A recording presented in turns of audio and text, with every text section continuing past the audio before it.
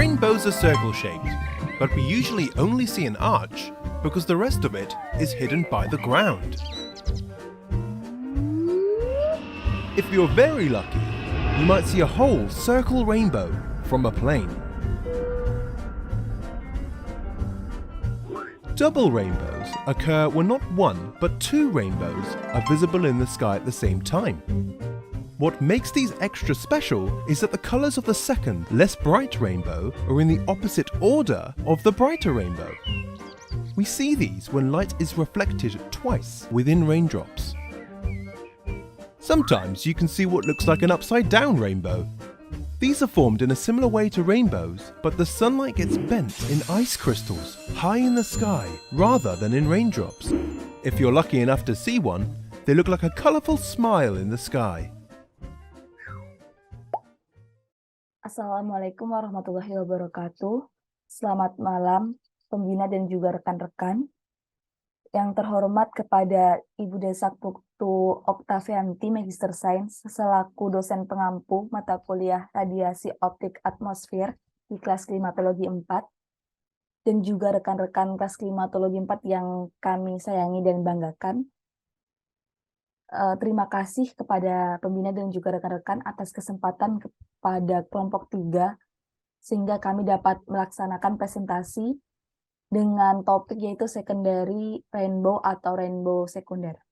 Di sini di kelompok 3 ada pun anggota kelompoknya yaitu saya Dinda Mufidah, NPT 21210001, rekan saya Fadli Aslam Afgani, NPT 21210010, dan juga rekan Yolanda S. Rumah Horbo, NPT 21210032. Next.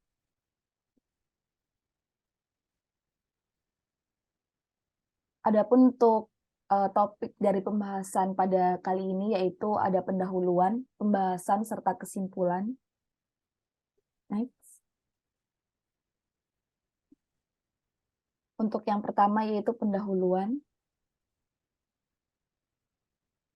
di mana pelangi sekunder atau secondary rainbow yaitu suatu fenomena optik yang terjadi karena proses pembiasan yang terjadi berkali-kali pada butir-butir hujan sehingga hasilnya akan terbentuk warna pelangi yang kedua ataupun ketiga pada derajat 9 derajat di permukaan luar pelangi primer. Atau dapat dikatakan itu bahwa pelangi sekunder ini akan terjadi ketika cahaya matahari dipantulkan, lalu dipantulkan kembali, dan kemudian dibiaskan oleh tetesan air hujan di udara. Baik, selanjutnya untuk pembahasan saya serahkan kepada rekan Yolanda. Mohon izin untuk selanjutnya kita akan membahas mengenai pelangi sekunder. Pelangi sekunder sendiri dapat berkembang ketika cahaya yang memasuki tetesan hujan mengalami dua pantulan internal, bukan hanya sekali seperti pelangi primer. Untuk kekurangan dari pelangi sekunder ini adalah mudah memudar ke sisi luar karena sisi luarnya menggunakan medium butir air yang lebih luas, sehingga menyebabkan banyak cahaya yang lolos dan tidak terbiaskan. Hal itu menyebabkan pelangi primer akan tampak lebih kecil daripada pelangi sekunder. Next. Selain itu, dari penampakannya dapat dikatakan bahwa pelangi sekunder ini memiliki cahaya yang lebih redup daripada pelangi primer atau primary rainbow.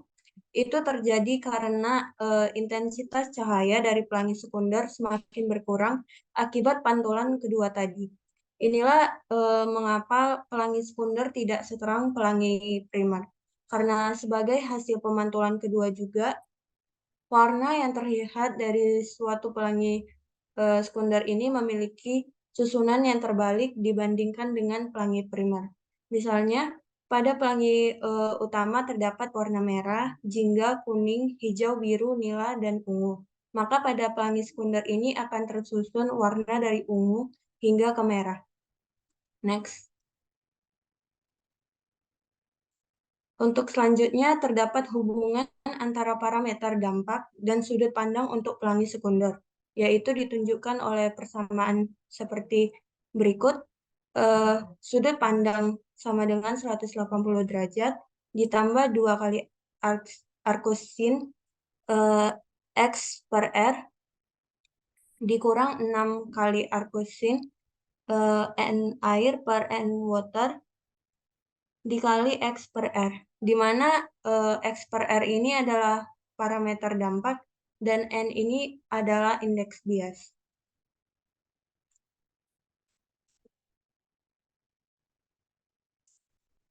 Selanjutnya akan dijelaskan rekan saya. Oke.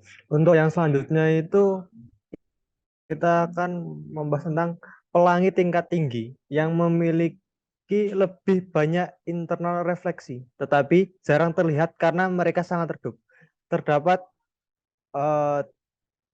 ada next level dari pelangi sekunder atau rainbow pelangi sekunder. Yang pertama ada pelangi tersier, memiliki 3 refleksi internal dengan nilai sudut pandangnya itu sebesar 137,52 derajat dengan intensitasnya itu sebesar 24%. Ini masih seterang dengan primer. Lalu ada pelangi kuarter atau refleksi yang keempat. Ini memiliki sudut pandang itu 137,24 derajat dengan intensitasnya 15%. Masih seterang primer. Lalu ada pelangi urutan kelima, memiliki 5 refleksi internal dengan sudut pandangnya 52,9 derajat. Intensitasnya itu sangat lemah. Untuk yang selanjutnya pembahasan, kita membahas tentang tempat terjadinya pelangi sekunder, yaitu di langit yang berlawanan dengan posisi matahari, yaitu di sekitar titik berlawanan matahari. Cara untuk mengamati pelangi sekunder yaitu pengamat perlu menghadap matahari dan pelangi sekunder akan terlihat di langit di sekitar titik berlawanan matahari seperti yang terlihat pada gambar di sebelah kanan. Terlihat itu di bagian bawah itu ada primary rainbow, lalu di atas itu ada secondary rainbow. Lalu di dalam itu masih ada Alexander dark band. Nanti ada lanjutannya dari rainbow selanjutnya seperti tertiary rainbow dan sebagainya. Lalu kita akan ke kesimpulan. Nah, kesimpulan ini kita mendapat kesimpulan ada 4. Yang pertama, pelangi sekunder yaitu suatu fenomena optik yang terjadi karena proses pembiasan berkali-kali. Disebut 2 pantulan internal pada butiran-butiran hujan. Lalu yang kedua,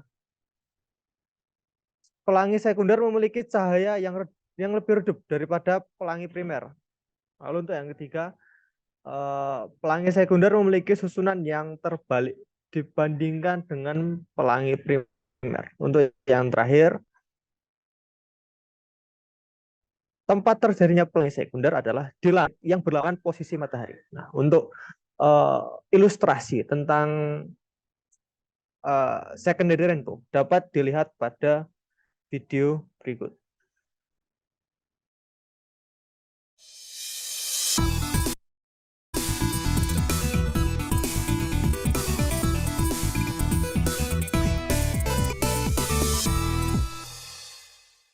A couple of weeks ago, I told you about how rainbows are formed, but I did not tell you anything about double rainbows. Many of you voiced your curiosity about this phenomenon in the comments, and luckily, I know just the rainbow expert to explain. Thanks, Hank. Hi, I'm LeVar Burton, and you may know me from Star Trek The Next Generation, or, as Hank alluded to, 30 years of Reading Rainbow. And if you're a fan of the late, great Community, not to worry. Through the magic of green screen, Hank and I have yet to meet, so he can't disappoint me. Though I have to say, Hank, your video about how to field strip a fusion reactor or realign the power transfer tunnel in a warp coil generator is lacking in even the most rudimentary understanding of matter-antimatter principles. Now, let's get back to rainbows. As Hank has explained before, rainbows simply require light, water, and you. so long as you're in the right place at the right time. From there, it's only a matter of reflection and refraction. When sunlight enters droplets of water, it's reflected off the back of the droplets. And as it moves from the air through the water and back into the air again, each color of the visible spectrum refracts or bends at a slightly different angle. This scattering of light creates the array of colors we know as the rainbow. But sometimes, this process of internal reflection really takes off. In these cases, the light bounces around inside the droplets, reflecting not once, but twice. This creates a second rainbow that we see above the first, exactly 9 degrees above, to be precise. Primary rainbows stretch from 40 to 42 degrees from your line of sight, while its double appears from 50 to 53 degrees. Now, that double or secondary rainbow is always fainter than the primary because only some of the light reflected a second time reaches where you're standing. And the second round of reflection reverses the order of the colors of the spectrum like a mirror. So the second rainbow appears to be inverted compared to the first. You'll see red on the bottom and violet on the top. There's another aspect of the double rainbow phenomenon that you may not be aware of. The area between the two bows appears to be extra dark. That's known as Alexander's band, named for Alexander of Aphrodisias, who first noticed this about 1800 years ago. It's dark because the droplets in that range are refracting sunlight at angles that don't reach your eyes. But rainbows don't have to stop at just 2.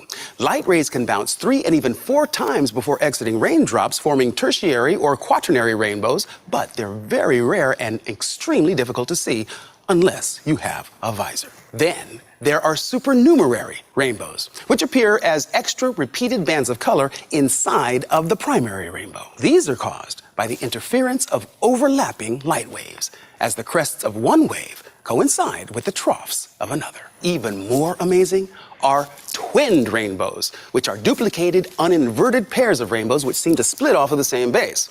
Now, scientists don't fully understand them yet, but the current thinking is that they are formed when there are 2 different sizes of raindrops in a storm. Some larger and not quite spherical, while others are smaller and more round. So, the next time you see a double rainbow all the way across the sky, what does it mean? That although amazing and beautiful, it's not quite out of this world.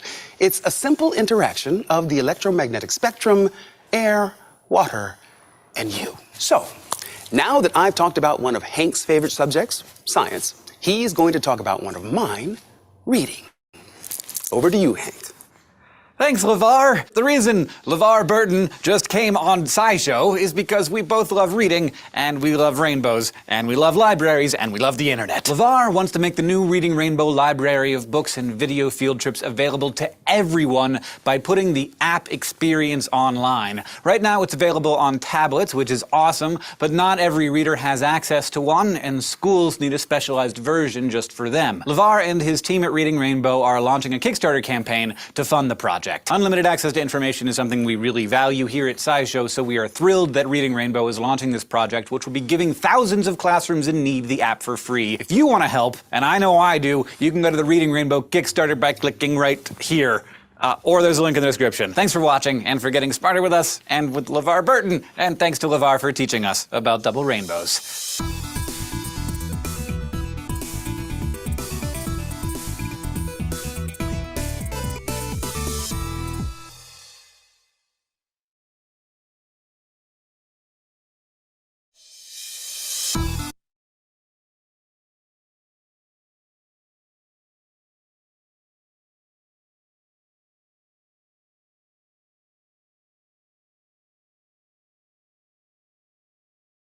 Baik, cukup sekian presentasi dari kelompok 3. Kurang lebihnya kami ucapkan mohon maaf dan kami juga membuka kepada rekan-rekan serta pembina saran dan juga kritik. Atas perhatiannya kami ucapkan terima kasih. Saya tutup dan wassalamualaikum warahmatullahi wabarakatuh.